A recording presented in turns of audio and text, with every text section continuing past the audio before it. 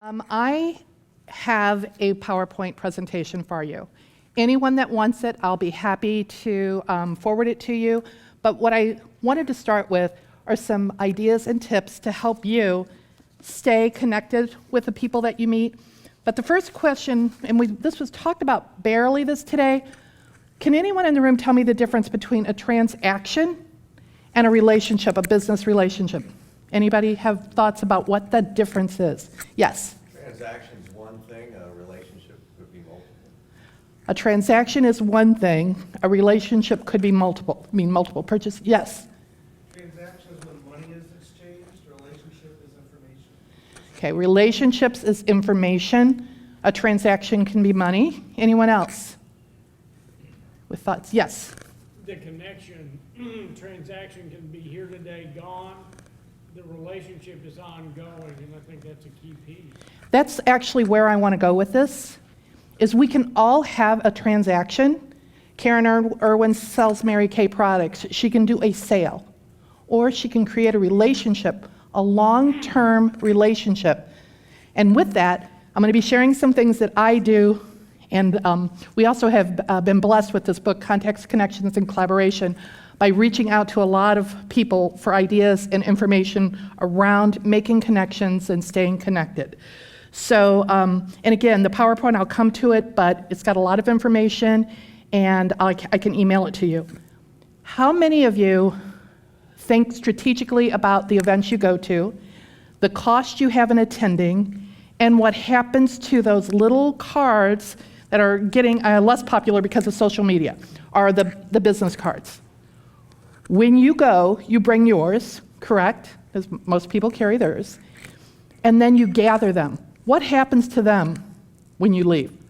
Are they in the bottom of your purse maybe, in a pocket? What do? I have something, I call it a keep in touch kit, and I actually have a sample here, where we can keep our business cards and the business cards we get all in one space. We talk a lot about systems here. In order to become a connector, which is what I believe I was born to do, is connect people, I had to figure out how to keep this information without losing it, without forgetting people. So I'm someone that I have to have a CRM. And right now I use two. I'm an ACT person, and I'm also a Hatchback person, which makes it really confusing. I was with ACT for so long that I know how to move in that, and Hatchback I'm learning. But when I get a business card, it to me is like if we were back in the days of carrying currency, that business card in a way is currency. And I don't think that sometimes when we get busy, we treat that business card as currency. And what I mean by that is it took time and money to attend an event where you got a business card.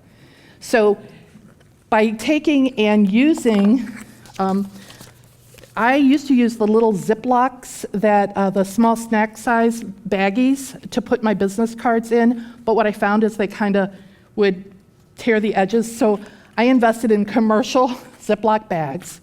And when I go to an event, I literally write on this event who I met there, where I met them. When someone's going to put this in the computer for me, they can tag it for me, because if I meet someone, I may not remember where I met them, and the computer helps me.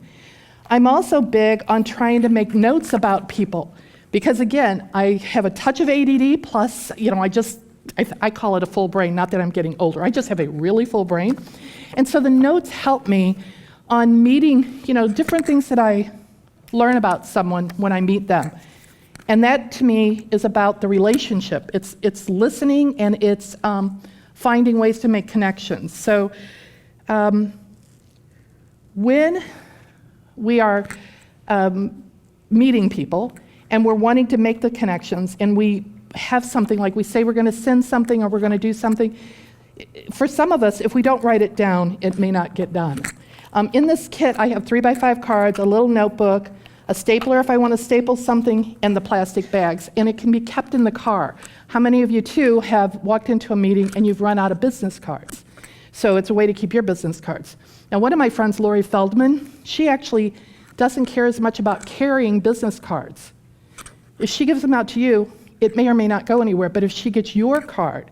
So my suggestion, too, is it's not so much about our giving out our cards as it is getting cards, and then following up with them. So when Bobby Linkamer and I collaborated on the book, again, we went outside of our circle as well to try to find the best tips and ways to help people. A contact is what happens here for, like Judy Ryan brought an intern. We had a contact. We're not connected yet. We just had a contact. What takes it further is when there's some kind of an interaction where we start to become linked in some way. I call it a spark, but it's where, oh, you do this, or you're from there, or there's some way that we make a connection. Collaboration is when we move beyond the connection. And Cynthia Carell, I'm going to use her. She tried to get me to let her work on, I did a workshop every year called Joy of Goals. She wanted to take and turn it into a product, and I didn't understand it. But she persevered, and she actually came back with the product for me to see it, and then we started collaborating. But it was like this energy of two people working together that made it so much more fun. In synergy, you kind of go beyond the collaboration. It's maybe something bigger than you and the other person. And in the Gateway to Dreams community, the nonprofit that we started, there's a lot of synergy of amazing people that want to see St. Louis change and grow and be a more positive community. So like Kathy Sexton, Linda Stroud, Bill Purnett, and I'm sorry, I'm going to probably forget some people because the brain's so full, but there's so many people that are behind helping us do that. It's a form of synergy. I'm not so crazy about these two words. I would say more that we have our personalities of being extroverted or introverted. When you're going to a networking event, if you tend to be really introverted, you might need to push yourself or go with someone else to help you talk a little bit more. If you tend to be extroverted, which I am in business situations, you might need to not talk as much. You might need to listen more if you're going to build relationships. Where to find people to make connections with? Your alumni groups, you might have not talked to them in years, but when you reconnect, who knows what gifts you might find in relationships. Businesses, there's chambers of commerce, there's conventions, conferences, trade associations, social groups, newspapers. I have made some amazing friends because I read an article and I reached out to a writer or someone in that article. And I don't know, when there is something that you feel about, like a writer, Harry Jackson, I don't know if any of you read the Post, but Harry Jackson writes about health. He happened to write an article about tools for people going blind. My father was still alive at the time. He had been told he would be going blind, and he was talking suicide. He was saying, if I can't see, I don't think that there's going to be anything worth living for. And right around that time, Harry wrote this article about all these tools. I reached out, I gave an article to my father. My father had renewed hope. He ended up getting surgery. He had better than 20/20 vision. But in that space between hopeless and hopeful, Harry provided an article. I reached out to Harry. We became, he said no one had ever written him anything like this and how much it meant to him. And then through the years, I introduced people with great stories that he could write about in his articles. So you just don't know where you can make a connection. In publications, I have reached out to the editors and just building relationships because there was something in it that resonated within me. I said the difference between a contact and a connection. A contact is more superficial. If you see him again, great. If you don't see him again, you won't really miss him. A connection is someone that you feel you really want to go deeper with. In this room, Bill has created a community that we are connected. Those of us that come regularly, we care about each other. Making connections. There's one person in the room that I'm sorry he didn't stay, but Jim actually has a book, Smart Networking for Business and Personal Success, our own Jim Canada. He's one of the few people I know that really does introductions the way I do, through email. He takes his time and shares both people why they should meet each other. And he's a real connector. There's a lot of us in this room that do connections, but I I also want to plug his book. If you go to his website, you can download it, Smart Networking for Business and Personal Successes. So in becoming a connector, you can't be looking for what's wrong with people. You need to be looking for what's right with people. You need to be looking for their goodness, their specialness. If you want to make connections and you are in the energy of critical and judging, for one thing, you're not going to attract them to you as much, and you're not going to be able to do a good job of making connections because you're sitting more in a judgment role rather than a loving role. So looking for the good, I say I collect people. Like some people might collect stamps, I collect people really. And my database is about these wonderful people I've met all over the world, not just here in St. Louis. And when I know that I can make a connection for them, I want to do it. Introducing people to one another, there are many in this room that know that that is one of my deepest passions. In fact, one nonprofit calls me their angel connector, because if I can make an introduction that's going to help them, I want to do that. You need to also believe that relationships matter. Again, if you're in this room, especially if you're a member, you know that relationships matter. I am also amazed at how some of my relationships have come about from social media. Like, I did not want Facebook in my life. I was like anti any social media. And then I found out it was one of the best ways that I can know what's going on with people I care about. John, I saw that you had your accident on social media. Your daughter and I became Facebook friends, and I got to keep up with them. I care, and people do care about one another, and keeping in touch is important. Let's see here. I talked earlier about a system. When you leave an event, what are you going to do with that card? A lot of us are scheduled back to back with things, and then the card kind of sits off to the side, and then it's a week, and then maybe it's 2 weeks, and oh my gosh, it was a month ago, should I really reach out? Try to schedule a little bit of time between your meetings. Look at the notes, reach out on Facebook. I like to just use Facebook now. Hey, we met this morning. First, they've got to accept you as a friend, but it was great meeting you and making that connection. I'm not as good on LinkedIn. I wish I was, but I think it's the immediate colors and everything on Facebook that I like. So in your database, make notes. Again, you'll refer back to them. Birthdays, Bill's birthday is tomorrow. It was in my database. I knew that. And think about how can you help them. In Jim's book, I haven't got to read it. He just handed it to me this morning. But on page 3, his networking philosophy is that you can never give too much. You can never give too much. Again, our founder, Bill Purnett, he's one of the most giving people I know. And that will serve you well in networking. Any questions? Any thoughts? Any tips? Glenda. Yes. I have mine. Hey, Karen Hoffman. I don't really have a question for you.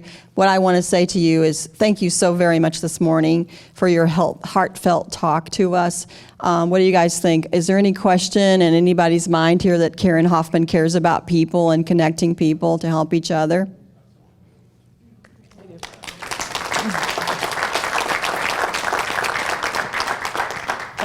Any questions on anything? Yes, Leslie. Oh, wait, till the runner runs, till Dan runs. Where we going? Behind you. Thank you. Sorry. I think a lot of us probably don't follow up because we get lost in day-to-day life and everything that happens. So tell me how you sort through your day so that you keep all these connections and keep up with social media. It'll be, for me, possibly 5 or 7 days before I go on Facebook. Just because of life. So if you're not a Facebook person, I think that we don't get to necessarily choose what it is, but maybe you have someone helping you with your Facebook. If you want to make some of the connections. I don't know how that really works because I only know how to do it by myself. But some of it may be just even, and I know that you're really time-starved. I know your life. But, some of it may be just selectively picking just a couple a month that you want to nurture. Someone that resonated with you, you felt really good about, reaching out to them. I kind of put it in between, like I'm sitting waiting for an appointment. It's on my phone. I pull it up. I just do it, Yes. So So I have a question too. So you said that about sometimes not getting back to a card, someone you met a week, 2 weeks ago. So what is your... do it. Don't do it? No, you still do Oh, it. I said don't do it. No. Where is the line? No, and I would just say, hey, I've been really busy. I wanted to connect with you. Here's what I wanted, I wanted us to get together. I wanted to share this with you, or just wanted to say, like, I remember us meeting that I love that you have a marketing background in was it publishing or advertising? Advertising. It was like, ooh, she would be so cool to get to hang out with for a while. And that's what I would say. When I met you at E4E last month, this is what inspired me to reach out. He's not here today, but Daniel Rubenstein, if you have a box of business cards on your desk, he's a great guy to organize them for you. Put them in an Excel spreadsheet so you can at least put them in your I asked him if he CRM. was going to be here, Yeah. and he actually had missed the notice. But in our book, we actually have Daniel's information. And a friend of mine out of Idaho, she's a national speaker, she has what she calls her CKO, Chief Kid Officer. She hired actually this young man, he was I think 10 or 11 when she started working with him, just to do data entry. And she was paying him, his parents wouldn't let him get paid any like normal because they didn't want him overinflated with earnings. So I think she was paying him like $5 an hour. She would give him the box and he would enter them. But she says everybody should have a CKO. Anyone else? Yeah, I have a comment or tip building on your initial question about that difference between transaction and relationship. We think of relationships only in terms of exchange of money, but I think that a relationship is simply a distinct event in which two people exchange value. And that value doesn't have to be money. So a transaction could be an exchange of business cards. A transaction could be an email open. And the difference between a transaction where I've sent you an email and you open it and there's mutual value exchanged as a result, a relationship is simply an ongoing collection of transactions in which there's ongoing building. Monetary or non-monetary? I totally agree with you. Yeah. Anyone else? I think we're out of time. Okay. Thank you, guys.